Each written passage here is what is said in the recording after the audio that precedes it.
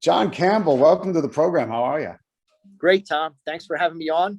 So, as you know, I'm a real estate investor here in the Cape May, New Jersey area. We also invest in Charleston, South Carolina. I have my sons kind of work in that market down there, and I bounce back between the two. But we work mostly South Jersey. And so thanks to you and your rapid cash generator workshop, it's been just the tips we've picked up there and just been applying. It's been amazing. We had a good year, believe it or not. I hear a lot of different things, but I think if you just stay focused and just do the work, you get the results. Yeah, it's amazing, right? You have a good year even through the COVID year. So tell me, it's been about a year and a half since we met, since you joined my program. What kind of deals have you been doing in that time, John? So we've done some rehabs, done some wholesale deals. We purchased a couple of rental properties, and we're getting ready to start our first new construction, which happened to come about through some deals we were looking at as wholesales. The one thing we learned is to have multiple exit strategies, figure out what works. Sometimes, a deal that looks like a deal may not be a deal for one strategy, but it is for another, So we've we passed on a couple because we weren't sure. And then, listen, we had to get a little more resourceful during these times. There's so much competition out there right now that just kind of had to attack things from a different angle. And we're doing some things that looks like it's going to work. And it's been working. And we're just, kind of feeling our way, but just keep applying the pressure. Awesome. Well, I want to talk more about competition in a minute, but let's break some of those deals down first. So at one point you had emailed me in advance of here saying you were on track to hit the six-figure mark in about 8 months time, 10 months time. 10 months. Yep. So it was just about the end of the year. I think it was right before Christmas, actually. And we had some things lined up. And so we ended up closing out 192,000 for that first year. Nice. So, and it's funny. I kept hearing my sons, who are dying to get to a live event with you, and we promised to do that. And then, a couple of hurdles, but we're going to get there. So they heard me saying things, but they weren't really quite sure where it was coming from, And so I kept hearing find a deal, make the deal, close the deal. And the thing that I remember you saying is, you can go through those steps, but until you actually close it, you don't get paid. Correct. So the whole goal here is to get paid, right? And sounds simple enough, but I think it would be easy to, you get the deal, you get it under contract and be like, okay, let me put my feet up, let everybody else do the work. But we found, and I'm sure a lot of other people found, that that's not so.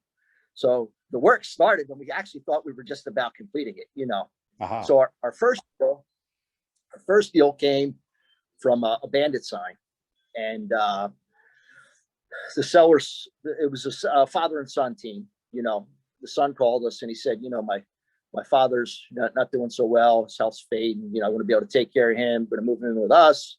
We want to sell our house. Will you come take a look at it? So we set up an appointment a couple of days later. We went and looked at the house.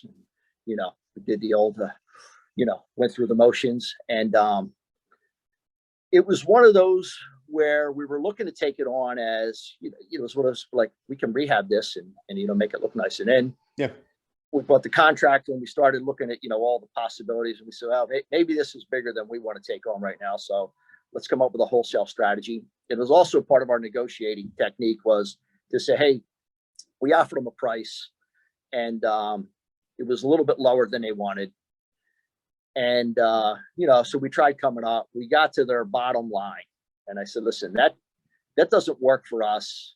He said, let me talk with my dad, so we went through a couple more days and they weren't going to budge. So I said, listen, we thought about it and I said, that number doesn't work for us, with our strategy, but give us a little bit more time. We'll change our strategy. We can make it work and we'll move this house for you. So he said, sounds great. So instead of looking at it as a rehab, we just did it strictly as a wholesale. By the end of the week, we had it under contract. We were getting a $15,000 assignment fee on that. And everything was good to go until the day before closing. Of course. Drama earlier, drama late. Yeah. And all that rang true. I remember you talking about it, So the day before closing, we got a phone call from the son, said my father passed away last night. Oh, geez. And we're like, wow, okay, now what? But now the buyers are, our buyers are ready to go. They got contractors lined up. They're ready to get in there. And, everybody's panicked. It's going to take a year to get this done, what have you. Fortunately, because of all my, probate's one of my favorite campaigns, so I spend a lot of time down the court. I was spending a lot of time down in the courthouse, So I have a contact in the surrogate's office. I called down to her, spoke with her, and she said, listen, give me the name, give me the address, what have you, and we'll work on expediting this. So from the time I got his call to the time we actually closed was 2 days later. I walked him through. She got all the paperwork lined up. She said, have him come in after hours. It'll be sitting here in this mailbox for him, helped him with all the paperwork, and we closed 2 days later. So that was the old get paid kept coming in my head, Yep. It ain't over till it's over. You can't rest, you can't back off. You can't rest on your laurels. You've got to, it ain't over till the checks cleared the bank. Yes.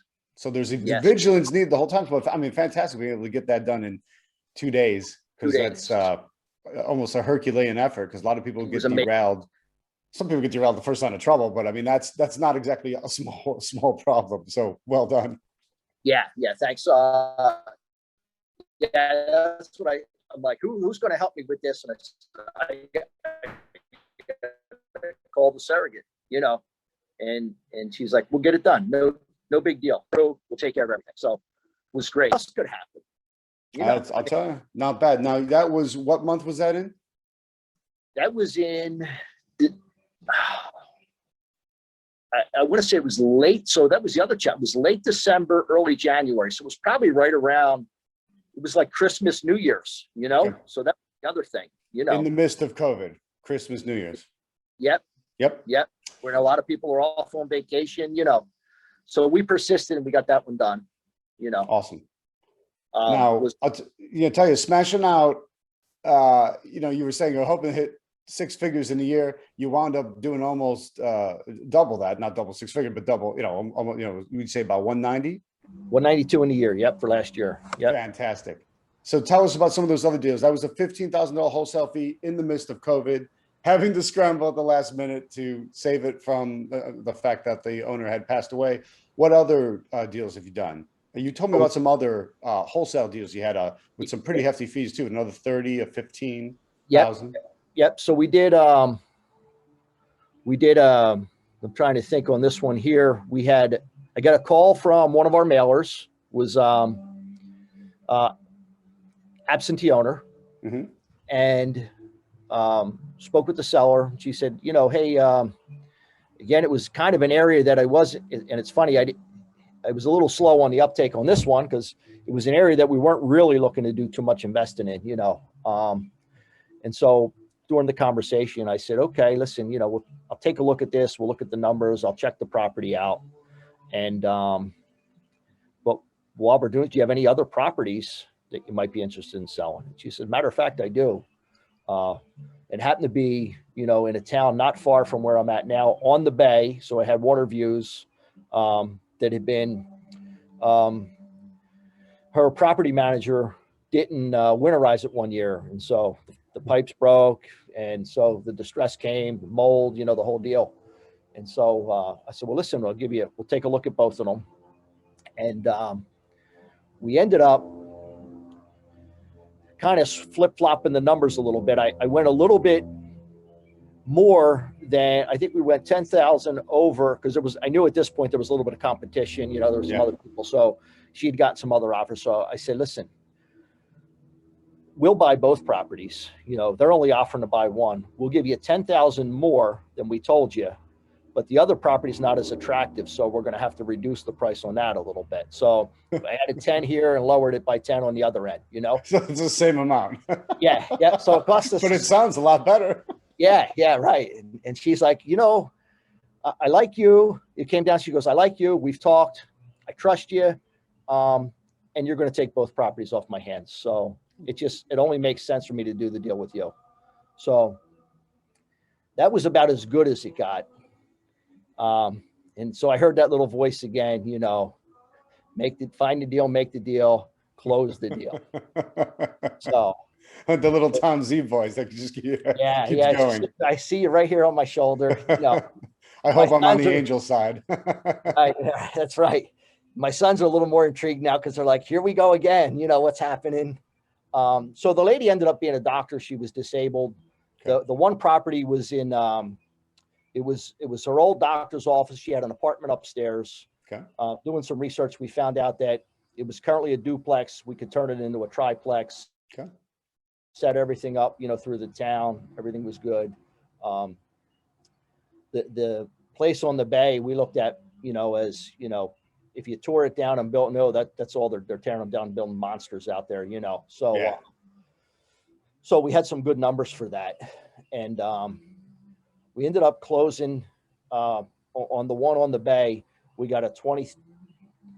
I think we were looking for 25,000 on that. We ended up getting 22,000 on that assignment fee, and then the one that we weren't really interested in, we picked up another 15 on that one. So, which was good, So you wholesale both, one for 15,000, one for 22,000 from the same seller that you got. You said, what was the source on her? That was an absentee owner mailer. There we go. So, like I said, that was as easy as that one got. Getting that one to closing was a little. So the doctor was disabled. She wasn't the best at answering the phone. It took us probably 30 days longer to get that deal done than we'd anticipated. 29, 30 days, somewhere in there. And we were afraid we were going to lose it because she just wasn't responding. Yeah. And then like the 11th hour, she wanted to just get rid of it. This one was interesting because she was supposed to have somebody clean the place out. She had some things in there that she wanted, and she wasn't willing to give it up until, her things were out. She didn't know when somebody was going to come help her. So I said, don't worry about that. So my wife and I rented a U-Haul, went over, we cleaned the place out, delivered it, and closed the next day. And, I think that's worth moving some things and getting a U-Haul, right? Yeah. The legal term, that vacant and broom clean. They're supposed to deliver the property vacant and broom clean. Most of the time I say, forget about broom clean. I could care less. Just be out of it. Give it to me vacant. If you want anything, we'll get it to you. You could always hire somebody, or you go do it yourself. Just get the stuff out, tell them what it is, and go. Because who's going to move mountains more than you, right? You and your wife, you went and you got it done. Where if you were sitting around waiting for her, I mean, she's not going to go get it herself if she's disabled. So she's going to have to send somebody. And sometimes people are just slow getting things done. Yeah, no, absolutely. And, like I said, she was answering the phone. We were hoping it was going to close. It was set to close on a Monday. This was Sunday morning. She called and she said, listen, I didn't get my stuff out. I don't have anybody. I said, don't worry about it. We're going to take care of it. I'll have it to you by this afternoon. Yep. So, like I said, we rented, and then I treated my wife to lunch, She said, I think that was a fair trade. She said, for 15,000, I guess we'll change our plans on Sunday, So it was good. That one got interesting though. We actually closed the deal and we got paid.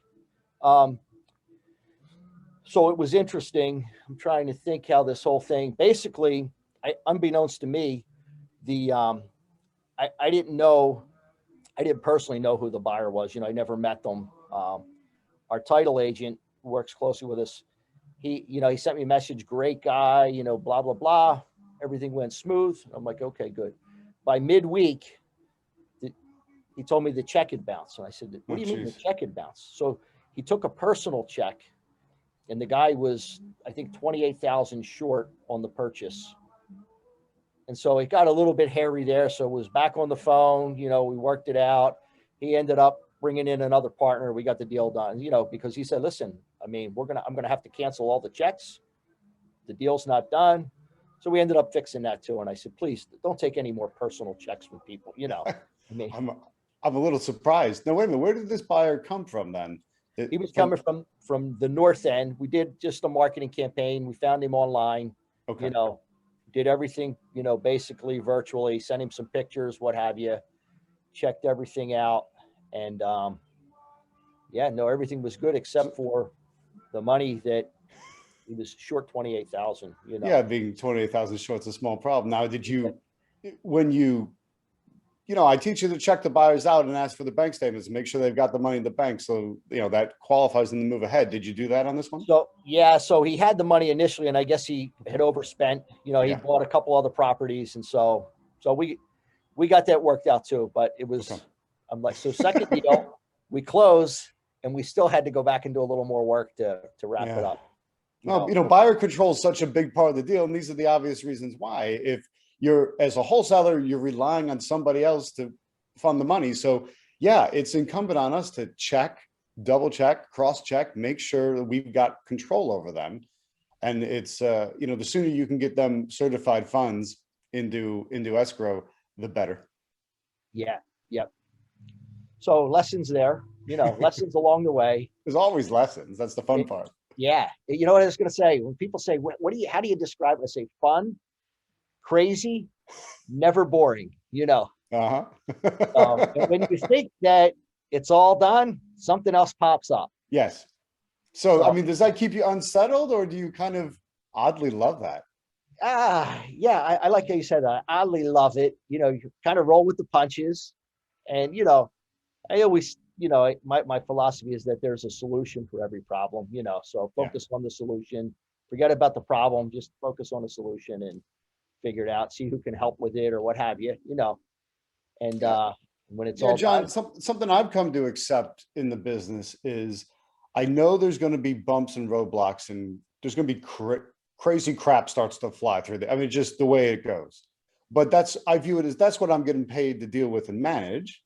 But I always look back on it with a smile. Now, in the moment, I might be cursing and I might be angry, and it's stressful, but that's in the moment. As soon as you get past it, I love having done it sometimes, during the rocky road, but the challenge of having to figure out how to get through those roadblocks, those hurdles, those problems that fly up, and being able to gain control over them again, that's a skill nobody can ever take away from you, because you know how to solve a problem that stays with you forever. Yeah, that's true. Yeah. And sometimes I like to think that's the most rewarding piece of it, is skills and the knowledge you gain while going through that process. I mean, the money at the end is just kind of like the fruit, it's nice too, but going through that process and getting that experience and all, it's been like, I think the most rewarding part for us, Yeah. Because you almost get the attitude like, all right, come on, let's see what they could throw at me this time. What's it going to be now? And then, whatever it is, you're going to overcome it. And then, cash a rather substantial check. Yeah. Yep. So I got another one for you. Go for it. I think people are going to say, this guy's making this stuff up. This doesn't really happen. And I'm waiting for the one that comes that's just, nice and smooth. I don't know if there is such a thing. But so we found a distressed, motivated seller in South Carolina on a property. It's a pre-foreclosure deal, went out, sent out one of the letters, for the pre-foreclosure, targeting the pre-foreclosures. And everything was smooth as can be. We locked him in on a price. I think we figured the assignment fee was going to be about $27,000. Everything was going good. And in the meantime, from the time we got it under contract and we started marketing it, it was right about, I'm trying to think now, we're in June. I think it was probably middle to end of February when we started, talking with him. And, the market was turning, everybody was coming in with cash, over asking on every deal, it was definitely seller's market at that point, and so calls and says, yeah, no, we're, so my son was helping on this one because he's down in South Carolina. He was doing most of the, the talking and the back and forth with the seller. And so he reached out for me. He said, we have a problem on this deal. And I said, what's going on? He said, a realtor reached out to him and said, how much are they going to give you? I'll put it on, I'll have it sold 50,000 more than that in no time. Yep. So I said, you told him we have a contract, right? He said, I went through that with him. I told him, we're good. We're closing on this. The date's set, everything's prepared. We'll see you at closing, basically. And there was some pushback and what have you. So a couple of nights later, my son said, I think we have an issue. And I said, what's the issue? He said, he sent me the contract back. It's highlighted, what have you. And there's a couple clauses now that he wants to exercise that allows him to get out of the contract. So I remember the classroom discussions. We've tried it everywhere, right? And so I said, send me a copy of the contract that he sent you. So I start reading it, and I looked at the highlighted areas, and it wasn't. And I said, this isn't the contract we use. So he fabricated his own contract, and put in the signatures, the whole, made up a whole different contract. The seller did? The seller. Okay. Basically saying, yep, nope, based on these couple, I forget what it said, there was some little nuances that would allow him to get out. And I said, send this contract and our contract to the attorney, let him review it. So he said, yeah, they're clearly two different contracts.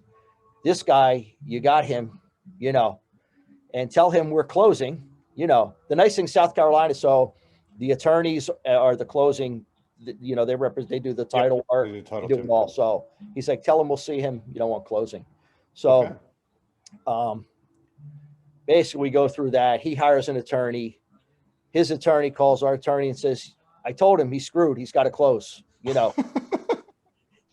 So this guy wasn't happy. He's getting agitated. The longer it goes, we find out the more distressed he's becoming. He's going through a divorce. He's losing everything. His wife was giving him a hard time on the sale price of the house. And so along the way, we find out that there were a couple of other liens that cropped up, after we'd gotten it under contract. So it was the week of closing. If you can believe this, he called and threatened the attorney's office. He was coming in with his assault rifles. Don't call the police. Don't do anything. I'm taking everybody out. I'm blowing up the place, So my son calls the attorney and he says, hey, listen, just so you know, I think we have a problem. And so our attorney says, no, he's just bluffing. It's okay. So they're used to that.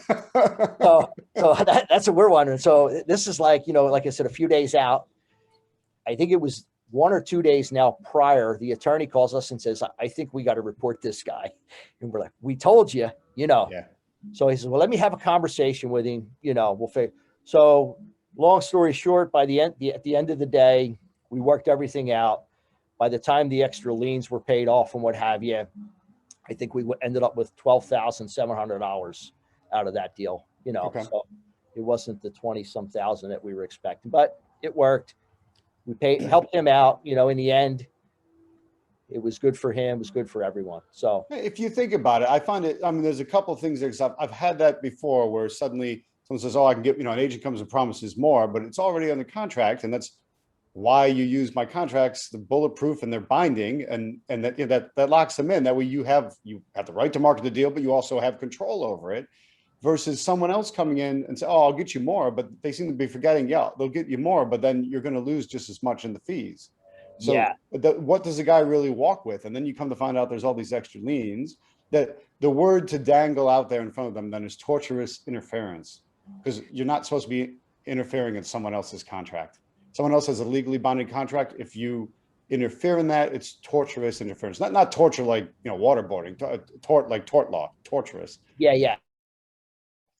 And it was good through all this. My son actually built a pretty good rapport with the seller. He liked him. He hated everybody else, but he liked him. And so, So he put the machine gun down.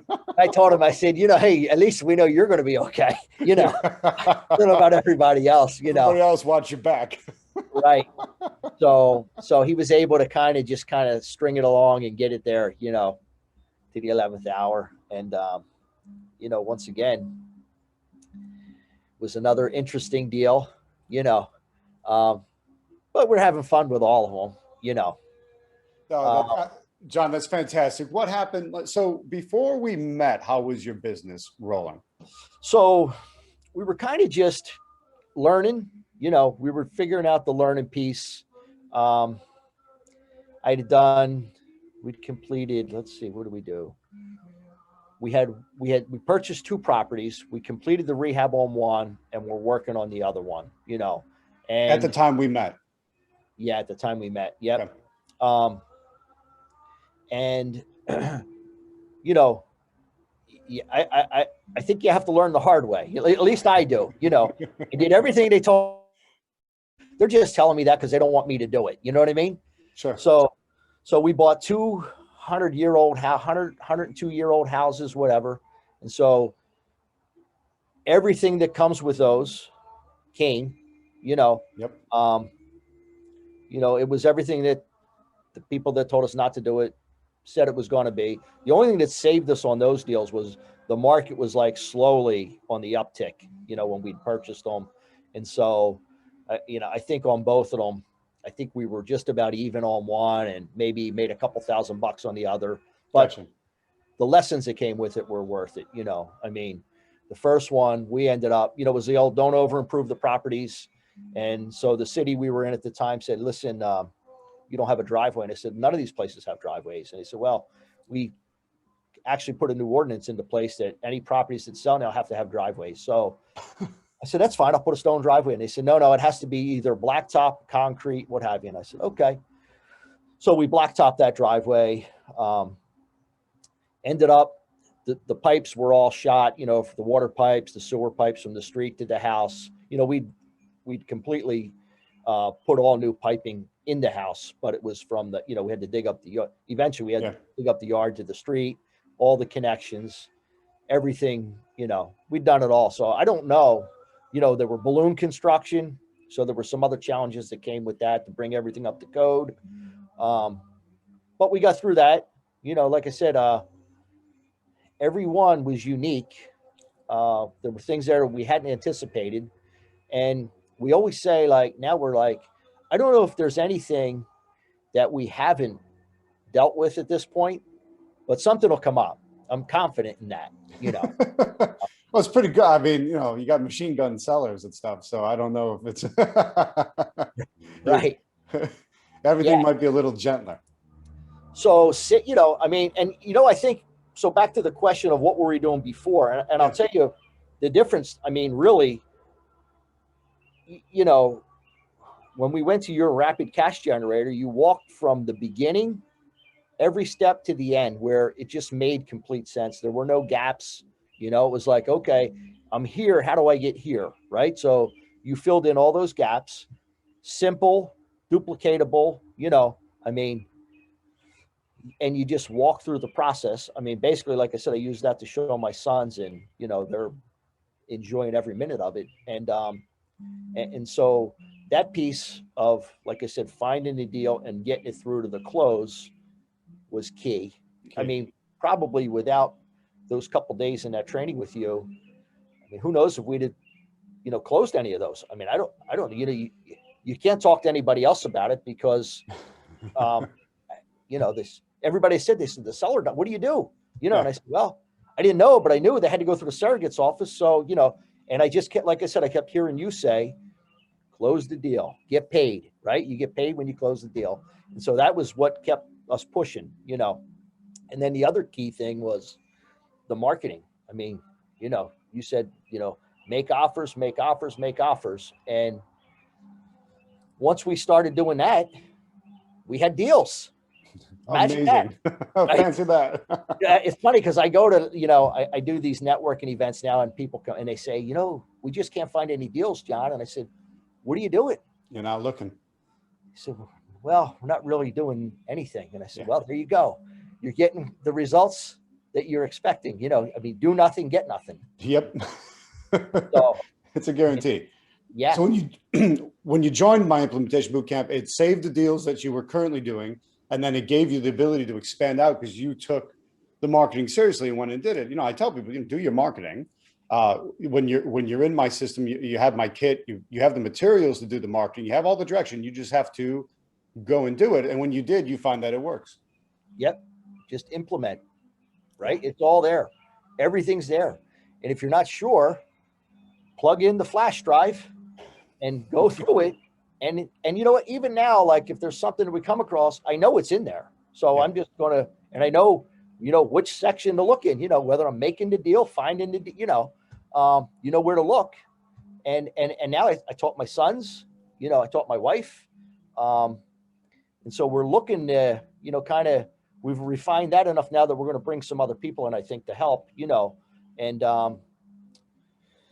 you know, let us work in other areas. Like I Yeah. said, we were able to find, you know, through marketing, some land in South Carolina outside Myrtle Beach, and we were looking at that as a wholesale, and just through other networking events and connecting with people, we met a real high quality builder through another contact who's become a friend, you know, and so this guy's a machine. He's pumping new houses out every 64 days, you know. Nice. So he reached out. He's like, listen, yeah, we can do this, but why don't we just partner on the deal? You guys lock the land down, I'll build the houses, and we'll split the profits in the end. And I'm like, yeah, no. So Beautiful how the opportunities come. I love that you're doing it in two separate regions that are, I think, very different from each other. So when you say South Jersey, we're talking suburban Philadelphia on the Jersey side, right? So yeah, well, yes. I mean, Out to the shore. we're an hour and a half from Philadelphia. I mean, we're Okay. at the bottom tip of South, you know, of New Jersey, you know, Cape May. So we do most of our stuff here, Cape May and Atlantic County. You know, you Gotcha. have all the barrier islands, you know, the beach shore towns. And then, you know, we're close enough to the cities.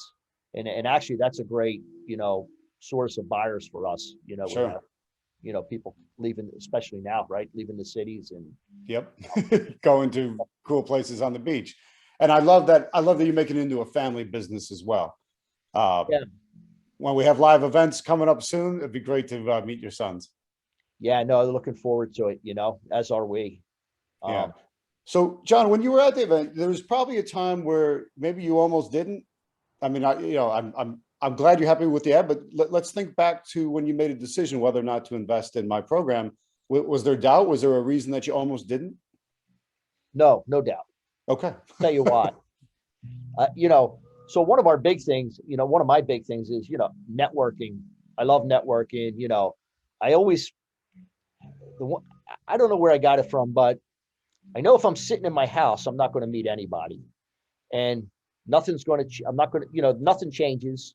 You know, they say nothing changes if nothing changes. And so Yep. you come home every night, you sit in the house. You're missing God knows how many opportunities to meet people, make contacts, you know, maybe find deals, you know. And so um, I think that when I first met you, you were in our region for most of the week.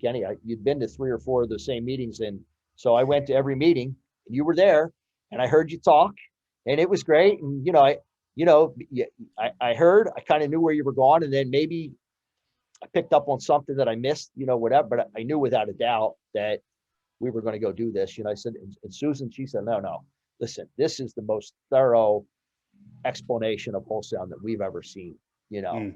So we were in, you know, there was no doubt. Matter of fact, the Saturday morning presentation, we made sure that we were out there first because we didn't want to miss the at all, you know. So yeah, no, that was great. Awesome. Yeah, I'm network, often accused of being obsessive compulsive in the training and the way the system's laid out, but there's a reason for that. Like you said, whatever you need, it's in there, and it's easy to go and find the exact point that the exact point you're at with a question, so you can get an answer when you need it. Yep, it just flows flawlessly. So Well, it's been a year and a half. So think back, if somebody came to you and was in a similar position, just starting, or maybe a couple deals in but not totally sure of themselves in the business yet, what advice would the John of today give to the John of a year and a half ago? John, so always be out there networking, always be marketing, um, always be learning, you know, and always implement, you know, the people you meet are going to help bring deals, or they're going to fill a part of the team, or they're going to lead you to somebody else to help you fill the void you're looking for. I mean, my sons tell me today, they're like, they do a lot of the traveling with me. We were out in Arizona a few weeks ago, meeting real estate investors, that, and people come in from all over the country anyhow, you know what I mean, to these events. And sometimes in Jersey, I go up to North Jersey and we get a lot of people from New York, Connecticut, met people from California. So you never know who you're going to meet when you go out to these things, but that, and how many times you say, I'm tired, or I'm just going to stay home tonight.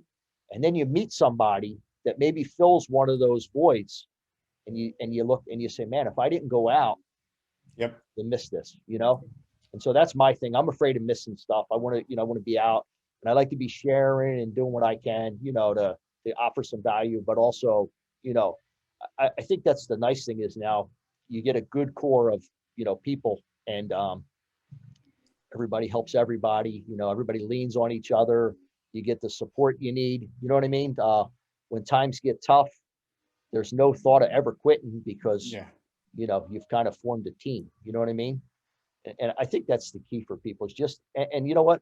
Be careful who you surround yourself with, I think is the biggest thing, Yeah. I mean, They're either going to build you up or tear you down. yeah. Yeah. And if you're talking to people that aren't doing real estate, they don't have a clue what you're talking about. So the only shot you're getting from them is they're knocking you down, Yeah. Yeah. I'll tell you, it's hard for people because, do you have to do I have to completely get rid of my friends and family? No, you don't have to get rid of them, but maybe don't talk about your business with them. They don't get it. And it almost instinctively go to a negative state about it. So just ignore them, focus on what you want to focus on. That's why it's important to be surrounded, like you said, be surrounded by people that get what you're doing.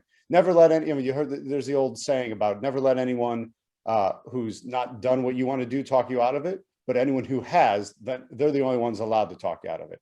So Yep. basically, unless you're talking with other real estate entrepreneurs, they can't talk you out of it. Only let fellow real estate entrepreneurs talk you out of it. And I highly doubt that they will. Yeah, right. Matter of fact, now that I think we were talking one up in DC, when you met, you likened it to a GPS, the GPS doesn't know where it's going until you put it in the first time, You so got to give it a destination, then right. It'll figure out the way. Right. So it's just like that talking with people, right? So don't talk to people like you're saying, unless they've already been there and done that. Yeah. They're the ones you want to follow, Yeah. Because it's just a weird human nature to try to talk somebody else out of it, usually out of their own fears, not even yours. It's weird. So John, what would you say, what's the single biggest thing that changed? I would say probably the biggest thing was my mindset, just reprogramming, I don't even know if reprogram is just always learning, like I said, that surrounding, we've gotten so busy now that I spend most of my time with my family, which is who I want to spend my time with anyhow, I talk to my sons, not like they're almost 800 miles from here, they both live in Charleston.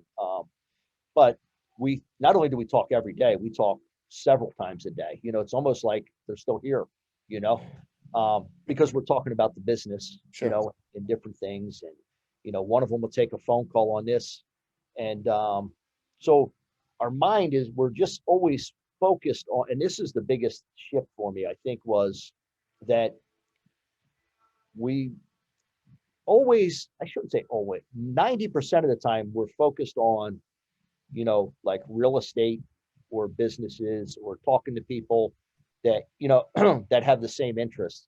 And it's really boring when you get around people now that they don't know what you're, and I get it. They're probably bored talking to me too. They don't get it. And so, I realize there's only so many minutes in a day. How am I going to spend them and who am I going to spend them with? Yeah. So we've kind of limited, like I said, I got the old friend that calls for lunch, and not that I don't talk to him, but hey, listen, I'm kind of tied up, maybe we'll make this happen, because we're working in two different directions, and I think maybe the realization that that's maybe what took a little bit so long too you know, um, to get everything moving, and because like you said, the naysayers are there, you know, and the ones that aren't, they just don't want to see you do well because they don't want you to leave them behind, you know.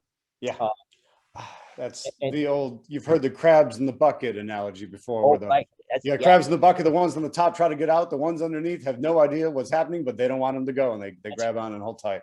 that's one of my favorite analogies, right? Because we're here at the shore, Yeah, you're and on the beach. crabs, we love eating crabs, and so it's the days of cooking to put the crabs in the pot, the other ones are pulling them in, Yep. So yeah, no, that's one of my favorite analogies.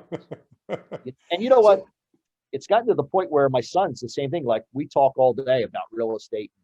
My son, another deal we're working on right now.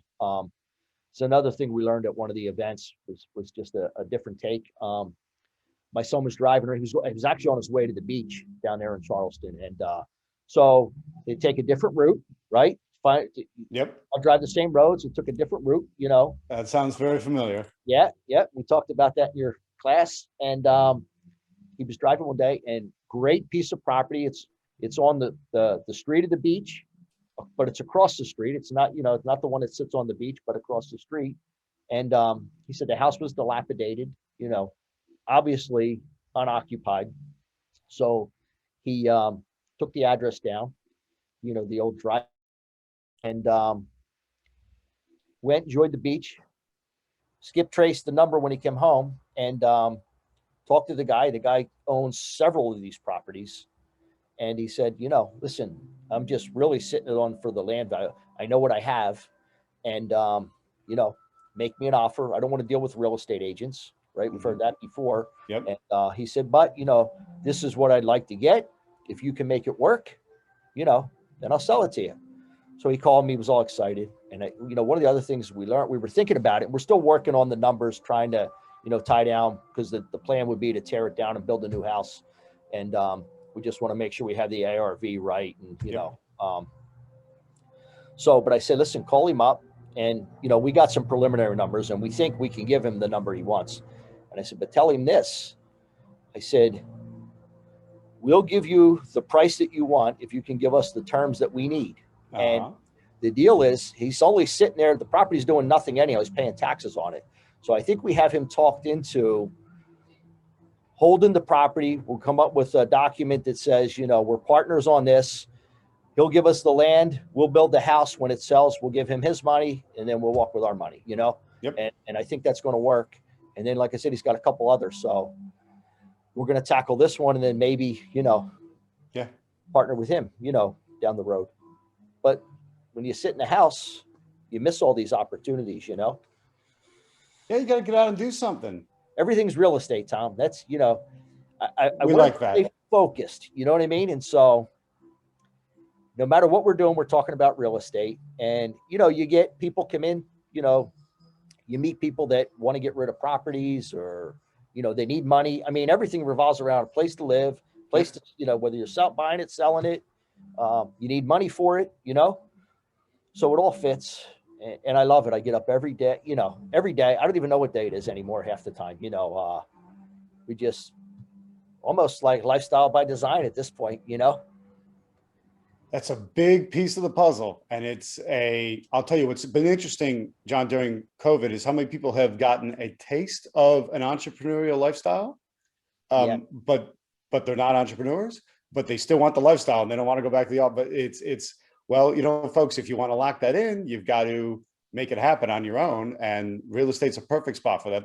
There's other options, but I think you'll agree with me. Real estate's the best way of doing it. Yeah, I agree.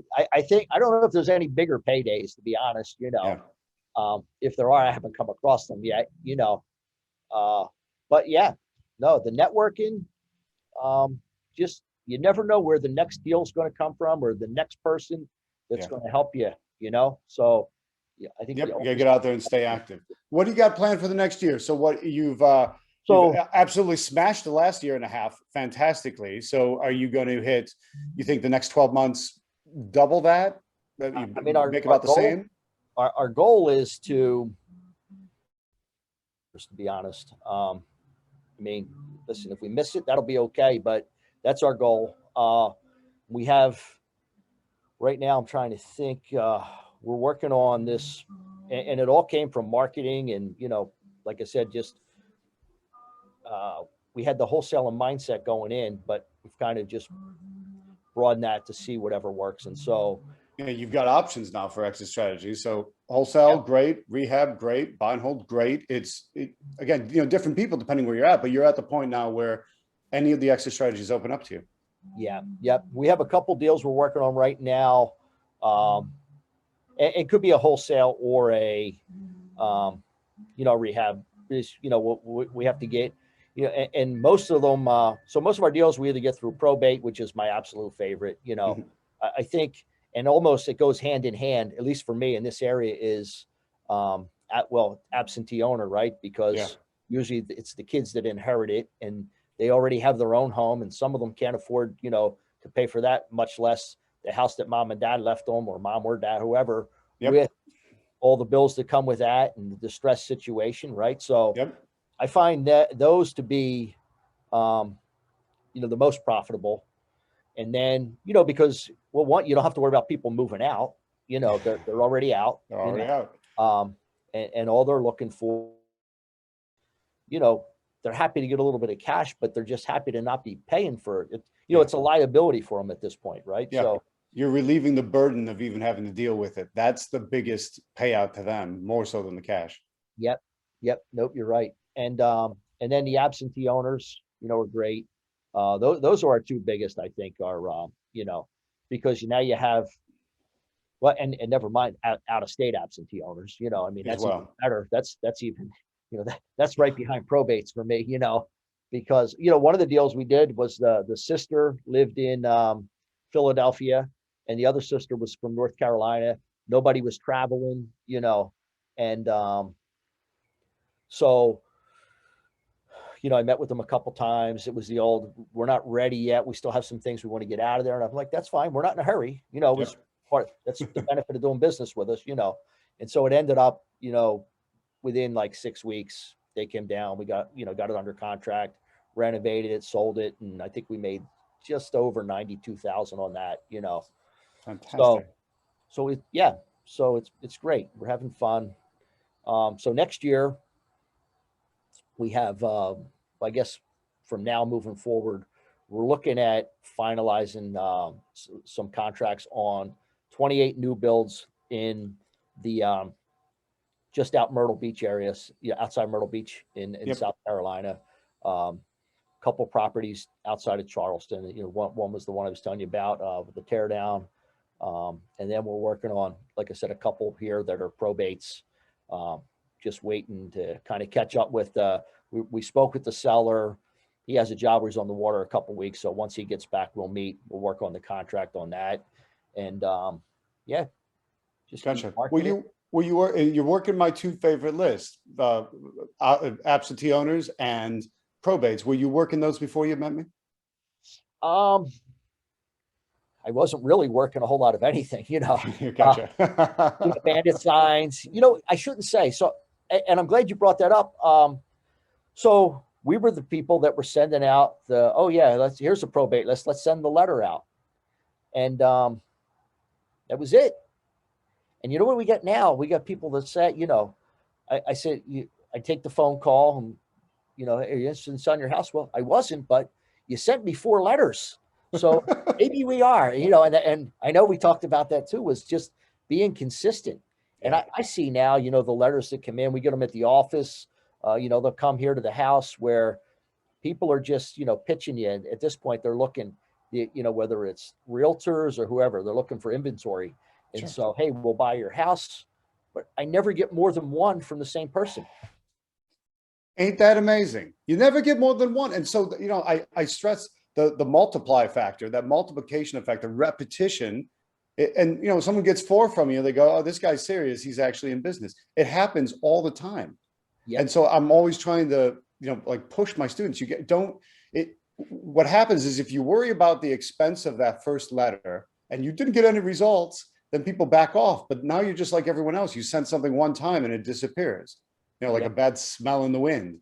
Instead, you just keep hitting it again and again and again, and you got to be invested in it, and because that's what that's when the gold is coming. Yeah.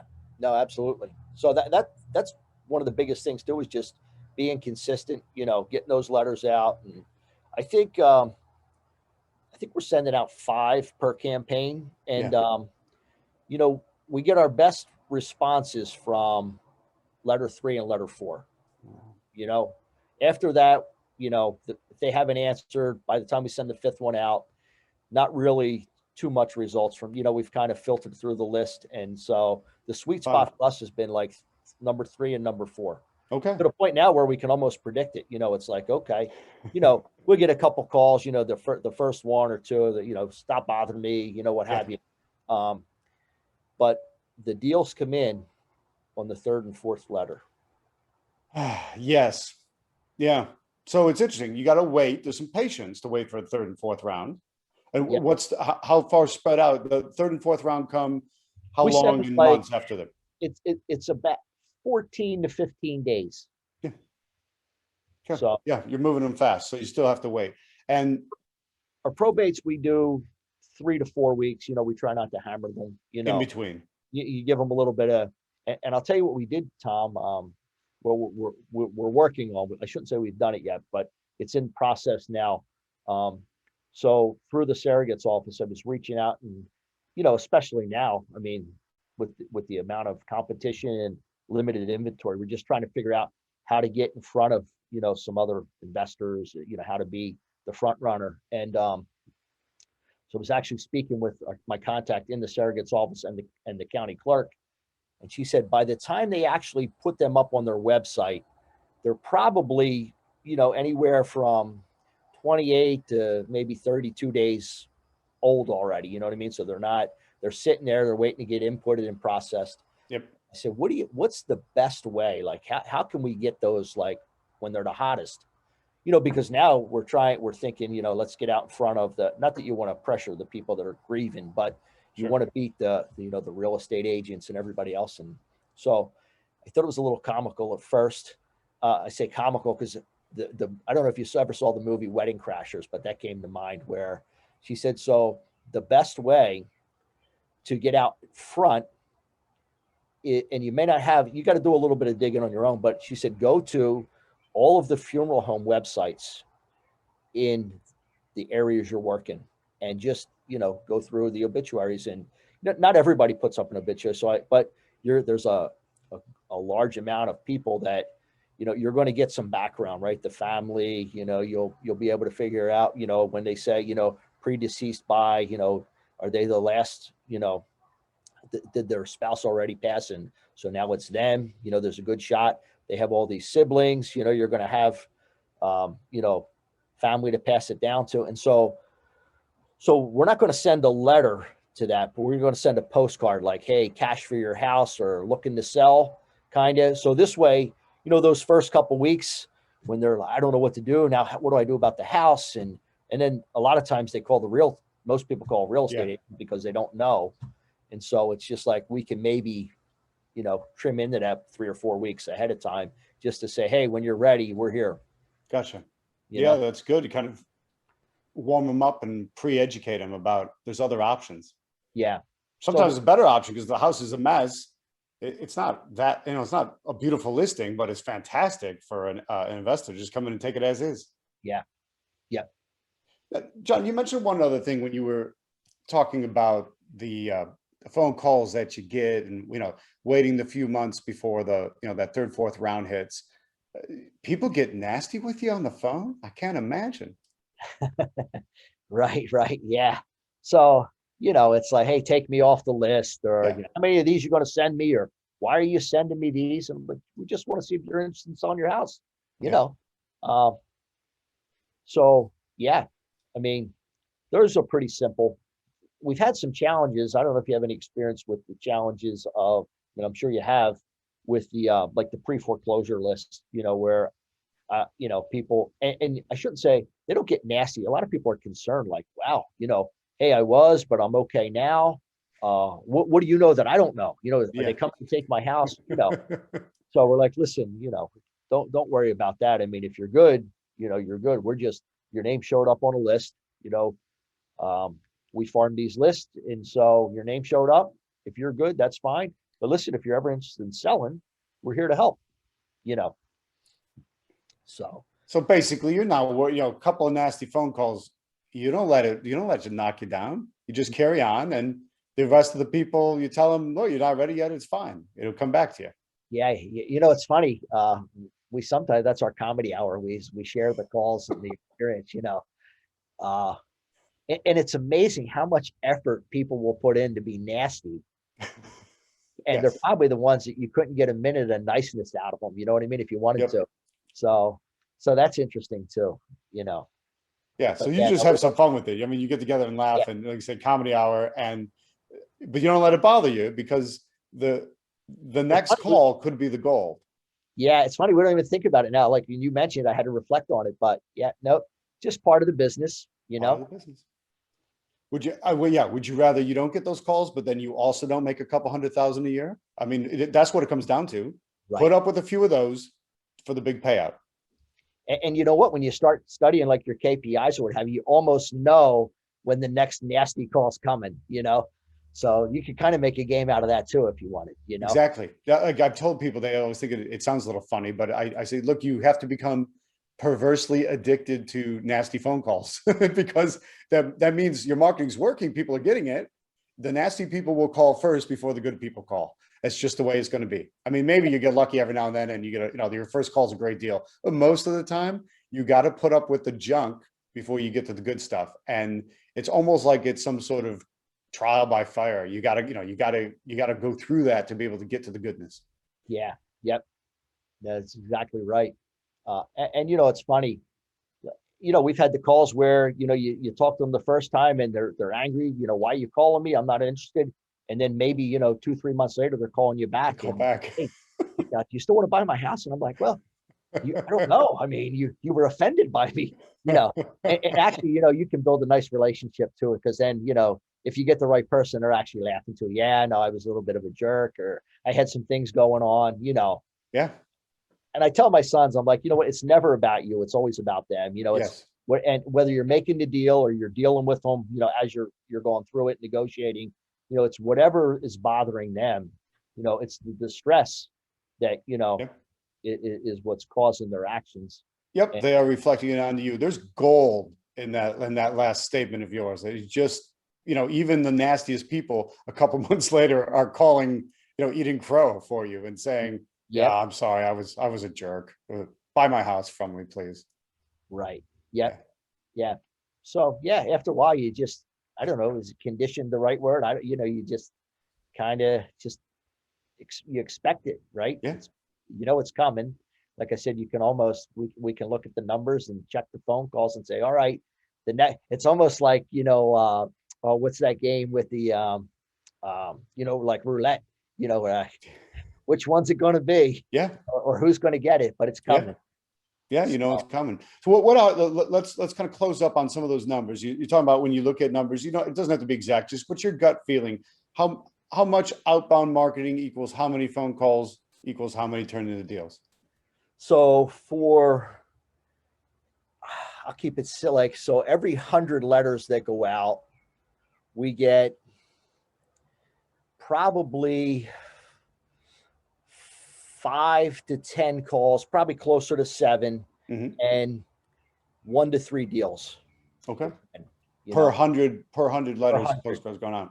It's Yep. fantastic results, because direct mail industry says you're only really supposed to get one response out of 100, and a Right. response is not a deal. So your numbers are doing fantastic. Yeah. Yep. I think it's targeting the right, having the right, list, pulling the right list, dealing with, that'll lead you to the right, person that you're looking. It tells you you're targeting the right person. Yeah. And like I said, our results have been, we're right around 3%, which is, you know, we're thrilled with that. Yeah. Phenomenal. That's phenomenal. Yeah. And multiple areas is great. And the letters and postcards that you're sending are out of my kit. It is. Yep. They are. Yeah. Correct. Yeah. Yep. So you're getting the market right. You're finding the right people. you're getting the message right because you're using the materials I've given you, and you're getting the multiplication factor, the multiply element right because you're repeating the process.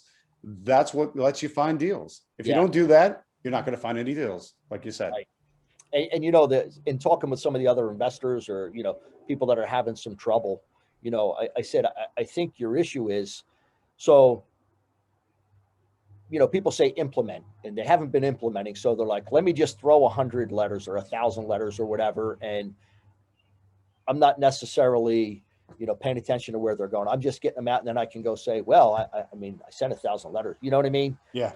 So they feel like, hey, I'm doing the effort, but I'm still not getting the results. I'm like, well, you need to refine that a little bit. You know, you're not finding, you know, the whole goal here is to find distressed, motivated sellers. You know, the people you're targeting may not be, you know, either of those. And so there's no deals that come with that. You know what I mean? Yeah. Yeah. So, Amazing. Well, John, super happy for you. Super psyched for your next upcoming year. I want to thank you for a great interview. Thank you for your candor. I think the amount of detail, people need to listen to this episode a few times to be able to absorb all that and really let that sink in. So it's fantastic.